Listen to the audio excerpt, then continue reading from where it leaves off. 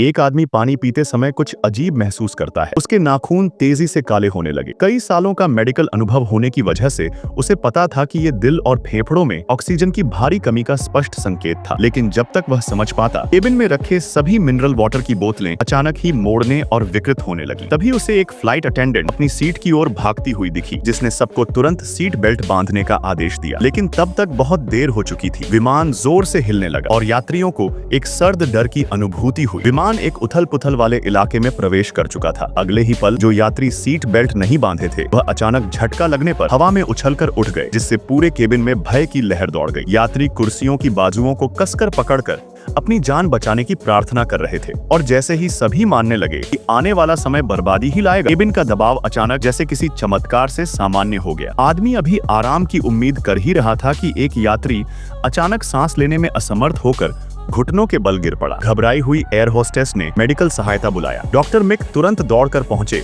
लेकिन वे देर हो चुके थे। थोड़ी सी ऐंठन के बाद वह व्यक्ति मर गया। शव अस्थायी रूप से ऊपर वाले बिजनेस क्लास सेक्शन में रख दिया गया। लेकिन तब से असली डर शुरू हुआ, क्योंकि एक यात्री की मौत हो चुकी थी। कोई भी बिजनेस क्लास में रहना नहीं चाहता था। मौके का फायदा उठाते हुए एक आदमी चुपके से वहां गया जहां शव रखा था। उसने मृतक की कलाई पर महंगी सोने की घड़ी देखी और उसे चुरा लिया। शव की त्वचा केबिन की गर्मी से पहले ही सड़ रही थी, लेकिन वह आदमी बिना शर्म के सेल्फी लेने लगा। अपने लूट की तस्वीरें सोशल मीडिया पर दिखाता और यह कहता कि वह घड़ी पॉलिश करके बेच देगा। लेकिन जब अपनी लालच का आनंद ले रहा था, तभी शव का सिर अचानक झुककर उसके पीछे मुड़ गया। इस भयानक दृश्य को देखकर वह आदमी डर के मारे चीख पड़ा। उसी समय फ्लाइट डैनी ने भी कुछ डरावना देखा। खिड़की के बाहर एक लड़ाकू विमान दिखाई दिया और कॉकपिट के संचार संकेत कमजोर होने लगे। अंततः नियंत्रण टॉवर से पूरी तरह कट गए। डैनी जब बिजनेस क्लास में लौट कर गई तो पाया कि शव गायब था। वह और उसकी साथी डर से कांपने लगे। उन्होंने तुरंत कप्तान को इसकी सूचना दी। कप्तान ने कड़क आवाज में डैनी को शव ढूंढने का आदेश दिया। चेतावनी दी कि अगर यह सच लैंडिंग के बाद पता चला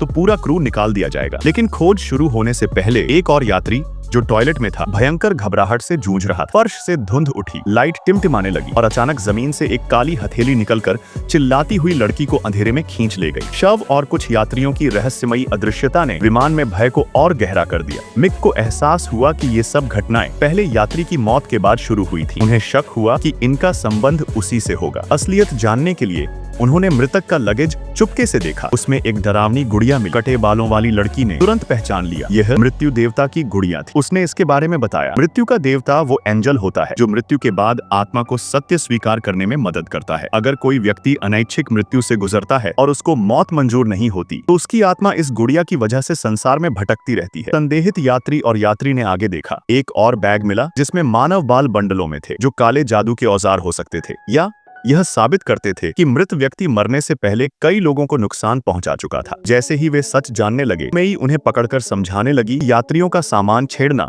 अनुशासन और गोपनीयता के खिलाफ है और सभी को वापस सीटों पर बैठने का आदेश दिया। लेकिन कोई हिले भी नहीं थे कि विमान फिर से झटके से झूमा। जब वे केबिन में आए तो सबसे डरावना दृश्य सामने था। हर यात्री पहले ही मर चुका था। वे अपने अपने शवों में मौजूद थे। शब्दहीन सदमे में उन्हें एहसास हुआ कि वे भी मर चुके थे। तभी कियांग को उस मृत्यु देवता की याद आई जिसकी चर्चा कटे बालों वाली लड़की ने की। केबिन की स्क्रीन पर एक ब्रेकिंग न्यूज प्रसारण से सच्चाई सामने आई। टोक्यो जाने वाली फ्लाइट भारी उथल पुथल से गुजर रही, जिससे विमान का एक सीलिंग हिस्सा क्षतिग्रस्त हो गया और ऑक्सीजन सप्लाई बंद हो गई। सभी यात्री हाइपोक्सिया, ऑक्सीजन की कमी के कारण मर चुके थे। वे कभी अपनी मौत को स्वीकार नहीं कर पाए थे, इसलिए वे सोचते रहे कि वे अभी भी जीवित हैं। डैनी ने जो लड़ाकू विमान देखा था वह वास्तविक था। बचाव ऑपरेशन के लिए सेना ने भेजा था, लेकिन किस्मत ने पहले ही उनकी नियति तय कर दी थी।